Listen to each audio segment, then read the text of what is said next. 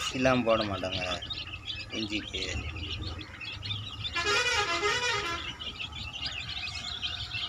பால்வாடி மாவு இதுலேயே எல்லாம் கலந்து இருக்கும். அப்புறம் சீரக தண்ணி வைப்பேன், கருப்பட்டி தண்ணி வைப்பேன். அது 30 குஞ்சை காவந்து பண்ணோம்ல, நான் 24 hours 24 hours ஒரு நாள் முழுக்க இங்கே தான் இருக்கும், கோழி கூட தான் இருக்கும். காலைல 8 மணிக்கு திறந்து விடுவேன், 10 மணிக்கு அடைப்பேன். திருப்பி 2 மணிக்கு தண்ணி இருக்கா தீனி இருக்கான்னு வந்து பார்ப்பேன். தீனி இருந்துச்சுன்னா போயிடும், தீனி இல்லைன்னா கூட கொஞ்சம் விலகி விட்டுட்டு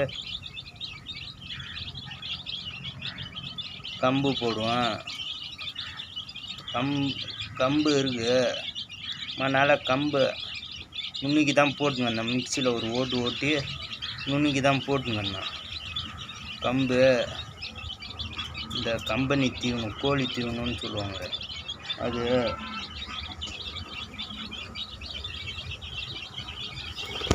பாருங்க, கையிலலாம் ஏறுது பாருங்க.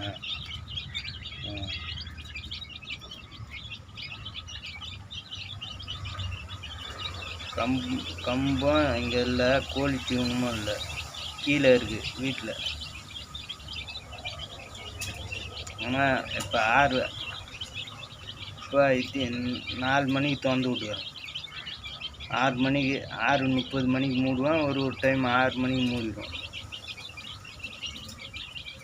ஏன்னா எனக்கு வேலை இருக்குதுல்ல, எனக்கு ஃபுல் கவனமும் கோழி மேலே, கோழி குஞ்சு மேலே. கோழியை எப்படி காவந்து பண்ணணும். ஒரு 10 முட்டை வச்சுதுன்னா அந்த 10 முட்டையும் பொரிச்சிதுன்னா அந்த 10 குஞ்சையும் எப்படி காவந்து பண்ணது, இதிலே தாங்க யோசிக்க தோணும் எனக்கு.